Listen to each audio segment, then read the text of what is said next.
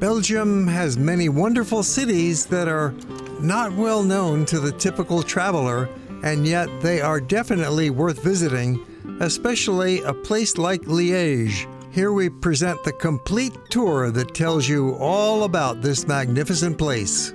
We shall be walking along many of its wonderful pedestrian lanes and visiting a few museums. We'll go down to the waterfront street market, which is really quite a lot of fun. They say it's the longest street market in all of Belgium. Try their waffles, hot from the griddle. And we'll bring you into the Great Palace of Justice, where they're having a party. Traditional music, dance, food, and drinks. Belgium's divided in two socio-linguistic groups. Flanders speaks Dutch, Wallonia speaks French. Liège is one of the most prominent cities of Wallonia. A good place to begin our walking tour is at the Market Square in the center of the city. Throughout history, it's been the place people gathered to do business. Now it's an active plaza filled with outdoor restaurants, with historic sites around it, connected with many streets of the central city. The Market Square is one of the oldest in the city, with origins dating to the 8th century. By the 18th century, 200 merchants crowded into this one square. It also had political and social importance as the main gathering place of the city. The column in Place du Marché, called Le Perron, is the most important historic monument in Liège because it represents the freedom and liberties of the city, especially back in the medieval times, when Liège had a relatively democratic system of government. This unified the people and enhanced their economic power, leading to their control of the eastern side of Belgium. Next to it is City Hall, built in the early 18th century in a classic style of brick and limestone. The City Council of the Middle Ages met here in a building called La Violette. The backside of Hôtel de Ville connects into the heart of the city center, and nearby is a bigger government building. The very large Palace of Justice is here, which is such an important building. We'll take you inside later in the program. But for now, we want to start walking through the streets. Right away, you'll come upon a very busy plaza, Gare Léopold, which is the main bus station in the center of town, featuring several different bus lanes with lovely tree shading and shops all around it. A handful of narrow, old cobble lanes branch off from that busy place, tempting you to have a look. A few blocks south, you'll find the parish church of Saint-Denis. It was a fortified building designed to be part of the city's defensive wall. Founded in the year 990, it has the oldest Romanesque nave in Liège, and a choir rebuilt in the Gothic style. It's worth it to make time to keep wandering through these lovely little streets. The pedestrian zone of Liège is so large, over 1 kilometer wide, with dozens of streets, most of them really quite interesting, that you don't really need a specific route or a map to walk through it. Just go and wander, take a left, take a right, whatever looks good. Maybe have a map in your pocket or on your phone to give you some idea, but feel free to just get loose and take a walk. And now let me contradict myself. At the same time, it is good to know the location of the main sites. That's why it's important to have sufficient time when you're visiting any interesting city. You want to be able to do some freewheeling wandering, but not miss any of those main sites. For example, this map shows the area we've just been walking in that circle, and where we're going next, the Sunday open market along the river. It stretches for 1.5 kilometers. One of the largest markets in all of Europe, selling everything: food, clothing, antiques, junk, household goods, everything. We'll show you a lot more of this amazing market at the end of the program. But for now, we are heading back into the center of the city to continue our explorations. And while you're out walking, you'll probably run into some students. There are many schools here, of course, and a major university. This leads to Place Saint-Étienne with the modern facade of Galeries Saint-Lambert looming over it. which is the only large shopping mall in the center of the city, attracting 5 million visitors a year to its 40 shops. This road dates back to the end of the 17th century. It also borders on the edge of Galerie Saint-Lambert and was converted to a pedestrian mall in the 1970s. That mall occupies a large city block with Place de la République Française on the other side. Built in the 18th century, the square took its current name in 1918, with a wide choice of restaurants all around, or maybe just some Chinese takeout that you can eat while you're walking along. The place continues as Rue de l'Université, which leads a few blocks later to the central headquarters of the University of Liege. As we reach the Opera House, we're now leaving one section of town, the Old City, and entering into a lovely group of pedestrian streets called the Island, which is considered the best place in town for shopping. The street is called Pont d'Île, which means bridge to the island. However, there's no bridge here and we're not on an island, but in the old days, this whole area, this general shopping zone that we're walking through, was an island surrounded by the river and its branches. This street leads us right through the center of the main pedestrian zone of Liège, a neighborhood called Le Carre with about a dozen pedestrian streets. In French, Le Carre means the square because the streets we're talking about are within a square-shaped district, about 400 meters wide. A fun place to explore for a couple of hours. This is the heart of town, the best place to take a walk and do some shopping, have some food, do some people watching, or just take a stroll. This is really the longest street of this neighborhood. Changes names, but it keeps going right through the middle. Let's meander and look at the other streets of this great pedestrian zone. Starting at one corner of the square at Place de la Cathedral, which is a lovely flower garden and park next to the main church that we'll get back to later when we enter that church. Right now, we'll walk down one of the main streets at the perimeter of the square and then wander and meander our way throughout this lovely zone. Rather than attempting to describe the specifics about all the many shops, restaurants, bars, and cafes on these various streets, you can see for yourself what we're passing by, and I'll be describing for you the general picture and history of how this pedestrian zone was created. It was in the 1970s that pedestrian streets were first built around the Cathedral Square. At that time, these other streets that we're walking through had automobiles driving through with not much space for people. Of course, that was the pattern throughout most European cities at that time, but things quickly began to change as they discovered the many advantages of keeping cars out and letting people in. The momentum for this change really picked up towards the end of the 20th century when urban planning took center stage in Liège. The city sought ways to enhance the quality of life for its residents and visitors by transforming Le Carré into this pedestrian zone. The vision was to reclaim those cobblestone streets from the cars, revealing and taking full advantage of the unique historic charm of this area. Some businesses were initially reluctant, fearing they would lose customers if they couldn't drive, but business actually improved with more people coming through. A familiar pattern that we've seen happen throughout Europe.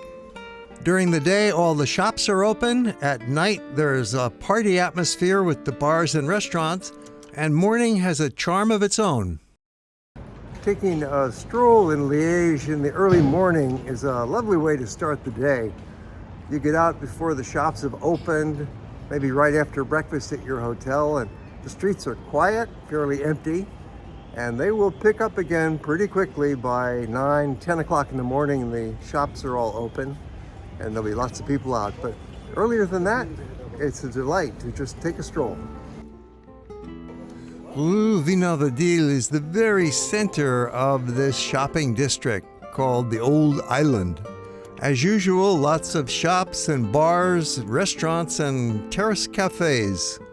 It's a very agreeable place. Connecting out from here, we find the very first pedestrian street in Liège. It is an upscale shopping passage. This is the first covered shopping gallery in Belgium, opening in 1838, 8 years before the famous Royal Gallery in Brussels. It was completely restored in the 1930s in the Art Deco style, in a uniform design with all windows looking the same, lending a human scale to what is actually a vast expanse, 168 meters long with 30 stores. Expansion of this pedestrian zone is an ongoing process with more works planned for the near future, converting those automobile streets into places where people can comfortably walk. When you include all of the city areas beyond Le Carre throughout the city center, it is a huge pedestrian zone with about 60 streets, extending 6 square kilometers, which is considered to be the largest pedestrian area in all of Wallonia, the southern part of Belgium. And they claim it's the oldest pedestrian zone in the entire country. This beautiful fountain has 2 different names. It's officially the Fountain of the Virgin, with a statue of the Madonna and Child on top, and locals fondly call it the Fountain of the Lions because of those 4 beautiful lions surrounding it. It was created in the late 16th century by a famous Baroque sculptor, Jean Delcourt, a Liège native who traveled to Rome and became a pupil of Bernini. In 1854, it was relocated from Cathedral Square to this place and rebuilt. Then in 2015, a 1-year restoration work took place in which it was disassembled, cleaned, and reassembled, with a new foundation, clean bronze statues, and working fountains. In the background, you can see the Cathedral of Liège, Saint Paul's, built in the Gothic style in the 14th century. From this fountain, it's an easy walk over to the place next to the cathedral with outdoor cafes and a lovely garden with flower beds, a great place to sit down and relax for a little while. During the 15th and 16th centuries, St. Paul's was an important church, but only became the Cathedral of Liège in 1803, when the other cathedral, St. Lambert, had fallen into decay and ruins, destroyed during the French Revolution. The main features of the church date from the 13th century, with all the characteristics of Gothic architecture: the transept, side chapels, 3 naves, and the pointed arches, along with stained glass windows, present dramatic examples of that Gothic style. The cloister consists of 3 long galleries that were constructed during the late 15th and early 16th centuries in that Gothic style with the cross-vaulted ceiling and pointed arches, and they surround a garden courtyard that you can walk into and enjoy different views of the outside of the church from the perspective of this peaceful green oasis. The treasury of Liège Cathedral is frequently open to the public and consists of 10 rooms on 2 floors, leading through a journey of art and history related to the cathedral. The most important work in the treasury is the reliquary bust of Saint Lambert, the patron saint of Liège, who was assassinated at the beginning of the 8th century and became a martyr, and after his assassination, he became worshipped by pilgrims who came to Liège by the thousands, which turned the city into an important religious and cultural center. Next to the cathedral, we have Cathedral Street. It's an old road opened in 1842 and recently has become pedestrianized. Cathedral Street is part of the longest road in the center that changes names a few times. The square outline is the area Le Carre we had recently been walking through, and now we're heading down Rue Saint Paul, approaching the Latin Quarter with the university 1 block over by the river. The street extends from the back of the cathedral, and it's another one of these typical pedestrian lanes with the shops and sidewalk restaurants. There just seemed to be something a little extra special about this one. It has an authentic local vibe. Along with restaurants, there are various food shops for takeaway meals. You could get a sandwich, pick up some cheese, and why not get some of those waffles that Belgium is so famous for? It seems that this street has mouth-watering temptations at every other shopfront. You could enjoy some gourmet food and save a little money by skipping the restaurant and getting takeout. Les Halles is similar, but not affiliated, with its namesake in Paris, presenting a perfect display of fresh produce and a big variety of packaged foods, spice, and condiments. Or how about a sidewalk market for books down at the end of Rue Saint Paul? You'll get some bargains here with a big discount. While travelers don't usually buy heavy books to bring home, it's fun to take a look. This book market is as far south in the city as we're getting in our walking tour, but I want to jump further south to show you the train station, which is a superb work of art, of architectural genius by Santiago Calatrava, opened in 2009. And even though it cost a fortune to build, Liège feels very grateful to have such a landmark of modern architecture as the gateway to the city. This train station is becoming a signature attraction, acting like a magnet to lure more visitors to the city. There is another train development to show you in Liège, and that is the construction of a new tram system. It is scheduled for completion at the beginning of 2025 with an 11-kilometer length and 21 stations right through the center of town. They are working incredibly hard to finish it on that schedule, but the construction is limited to certain roads, and nearly all of the pedestrian zone in the center is not affected at all.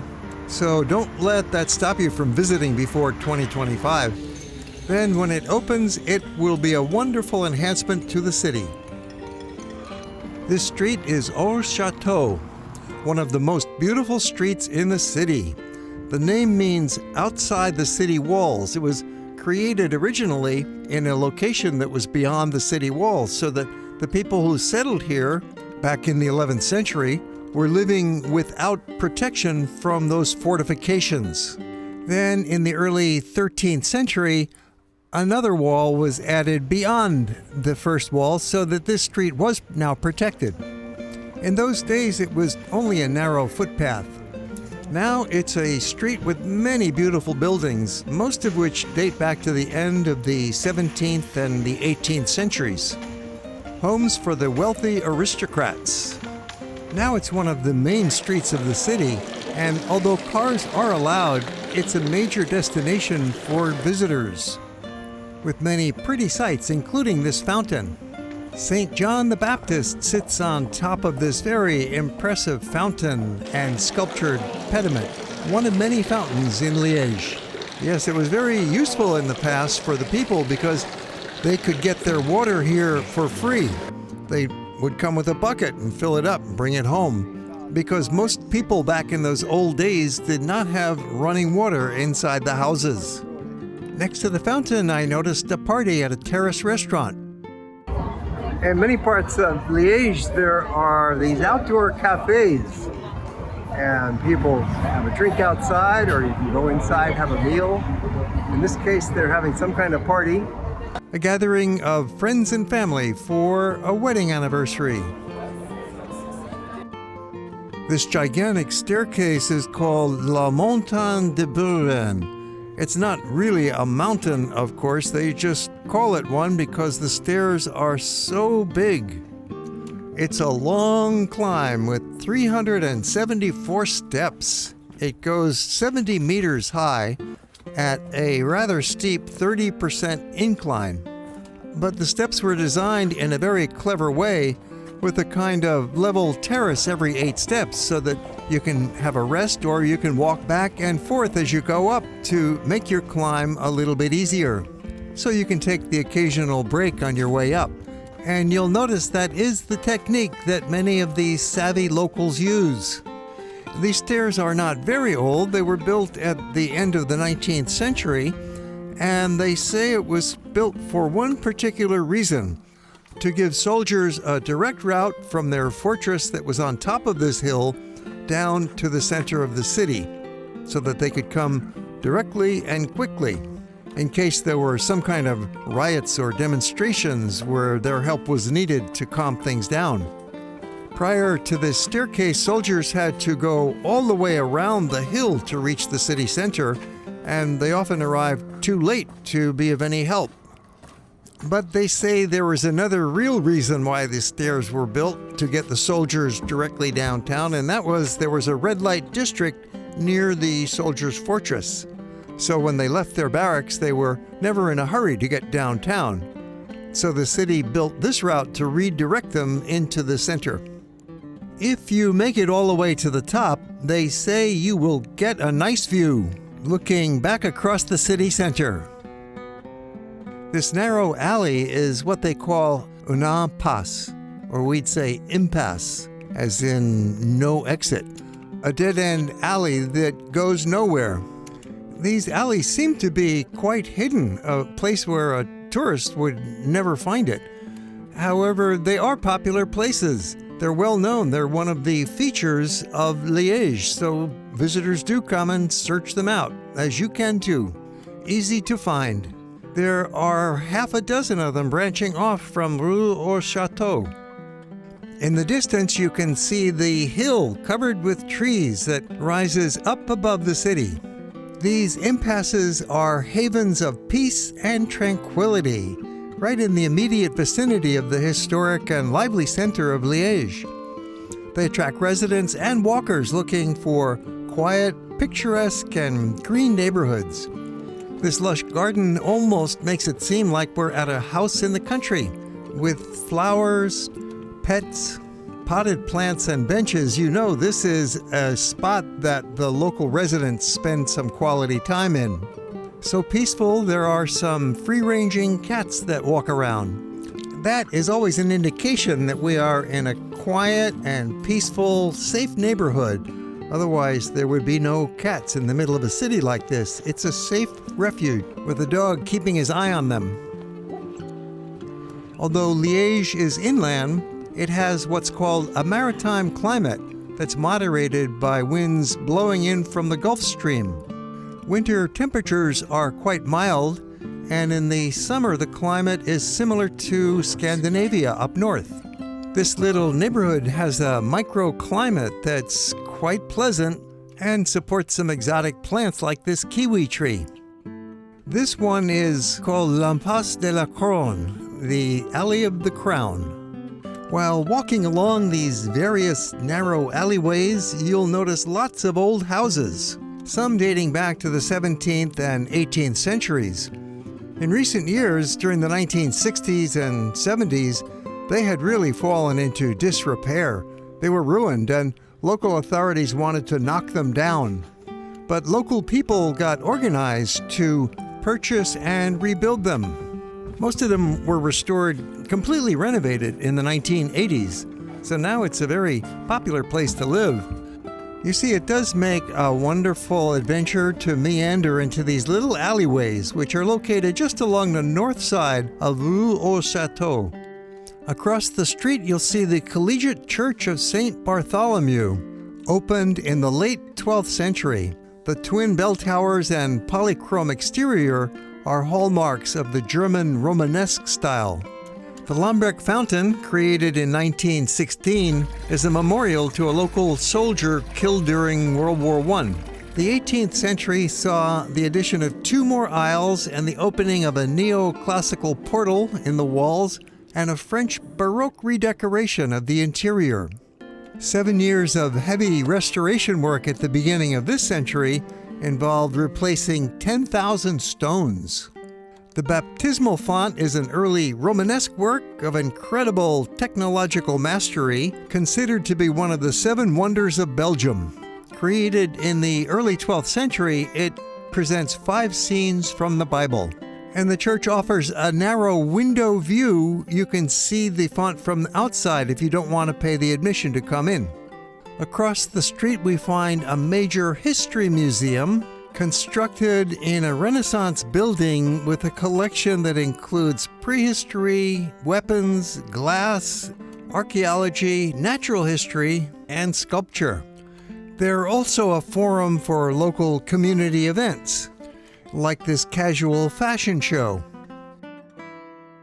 It's La Cour Saint-Antoine, a beautiful courtyard with a fascinating architectural history. It's like an urban paradise with a calm atmosphere. With only 2 entrances, this secluded space retains a quiet, relaxed atmosphere. The street next to it is for pedestrians and has no retail shops, which further insulates Saint-Antoine from any city noises. A few blocks over, we get to Rue de la Boucherie, a trendy spot now, but had been part of the old meat market district. 1 block further, we get to a very old and related building that now has a modern function. The Tourist Information Office is in a very special building. This was called the Meat Market or the Butcher's Hall. It's one of the oldest civil buildings in Liège, constructed in the middle of the 16th century in 1546.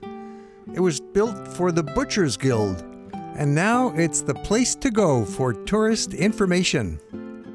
So at the tourism office here we provide information for people and tourists who visit the city. Liège is a beautiful city to visit. You have a lot of sightseeing and highlights to see. And also people here are really great, because when you walk in a city and you meet other people and you don't know your way, you just have to ask and they reply you, so they are very sociable. And so if you want to visit the city and it's your first time, you have to come to meet us, and then we'll give you all the information you need. The tourist office is right in the center of the old town, with many very quaint streets all around it. You can find flower markets, there's the cafes always, and the old buildings lining these lanes. Of course, one of the specialties of Belgium is chocolate, and here you'll find homemade chocolates, and nearby other specialty boutiques such as organic cosmetics and small art galleries.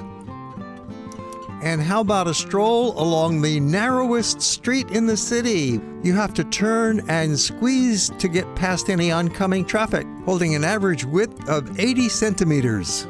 Narrowest and one of the oldest, with origins that date back at least to the 14th century.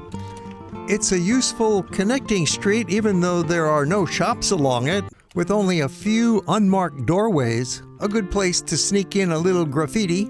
It connects 2 of the main pedestrian lanes of the center. Then it continues, getting a little wider with some retail and a different name.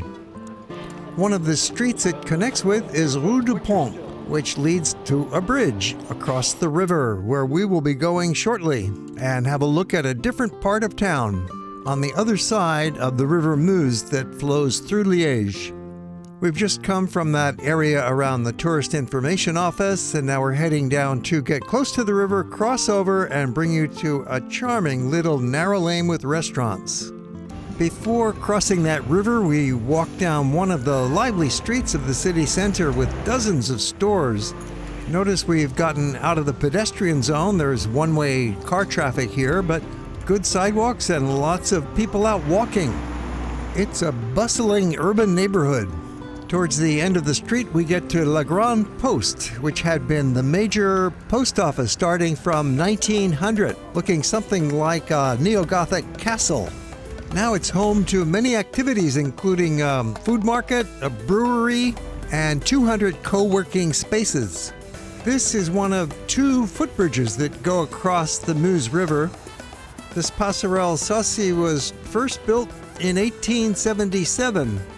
And then it was destroyed in World War II, rebuilt after the war, and it's been renovated a few times since then. It has a nice curvature which gives you views along both sides of the river, up and down, where you will see some excursion boats. That's another activity you could enjoy in Liège. Take a boat ride. This navette fluviale offers a ferry service that makes just 5 stops on the river. Or you could take a longer boat ride all the way into the Netherlands, visiting the nearby city of Maastricht on the 2.5-hour boat ride. from a little dancing on the ferry to dancing in the street a few blocks in from the river. They're having an outdoor party right in the middle of a road with music, food, lots of drinks, and people having fun.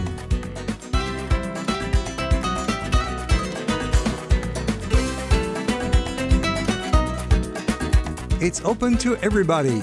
You pay a small fee to get in, then food and drinks are available for purchase. Right around the corner is Rue Retour. Go around that metal gate that seems to be blocking the entrance. But watch out if there's a group of kids playing football. This is their neighborhood. You can easily walk around them, just don't get run over by these little guys on the way in. It's almost like you have a barricade and a tunnel leading into this little street. You could easily walk right by it and not even notice, but this is kind of a hideaway for locals in the know and savvy visitors. You have entered a narrow, picturesque, and pedestrian lane lined with excellent restaurants. We are across the river in the district of Outremeuse, about a kilometer away from the center, making this more of a place for locals rather than visitors, but it's worth the walk to get over here.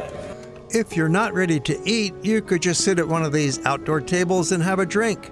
Or if you don't feel like doing that, the walk was worth it just to see this beautiful street with its lovely restaurants. A secret enclave that has survived from the Middle Ages. Exit that gate back to the city. Back in the center of town, we pay a brief visit to this Culture History Museum, where you can discover life in Wallonia from the 19th century up until the present, focusing on society, people, ideas, and know-how. The Wallonia Museum of Folklore is one of several museums you can enjoy while visiting Liege. It has quite a collection of daily life in Liege from the last couple centuries. It's a relatively new museum with modern display style, but it's in a very old building that had been a Franciscan convent. Their original cloister, surrounded by columns, has become a friendly and busy place where concerts are held and visitors can play. Exhibits about the past are accompanied by concern for our future with displays on recycling. Belgians are number one in Europe for recycling packaging waste. They take very good care of their small country. The museum is right across this street from the Palace of Justice, making this the perfect time for our return visit into the palace courtyard to enjoy those festivities. Then in a few minutes we'll take you back to see more of that open market along the river. A musical tribute with no further narration.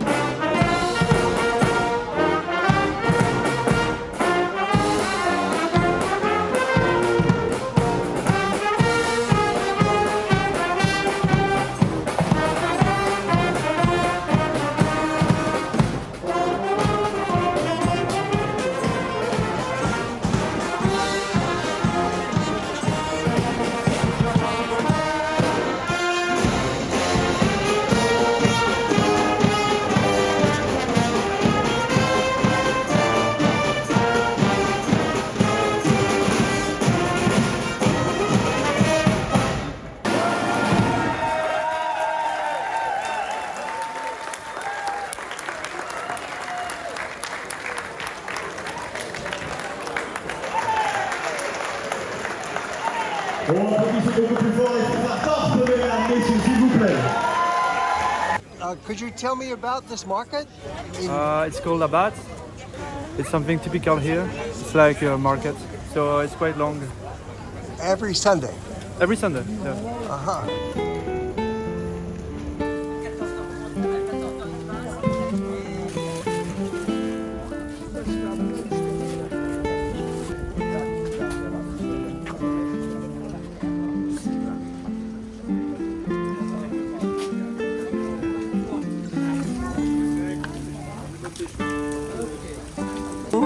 How are you? Hello, hello, bonjour. Merci. Va t'asseoir un peu. Va t'asseoir là. Ah oui.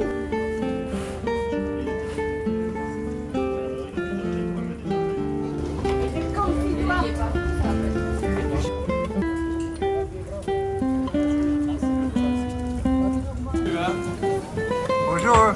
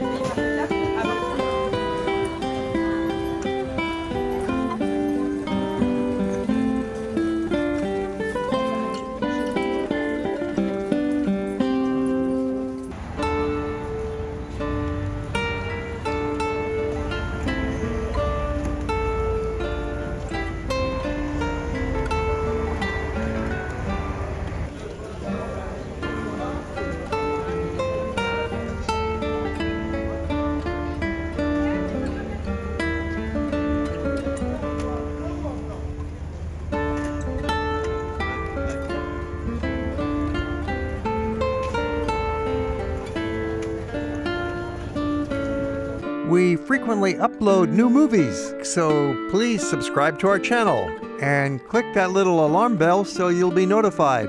And if you enjoyed the movie, how about a thumbs up? And we always welcome comments down below. Or if you have questions about the destination, make note and we'll answer them. Thanks for watching.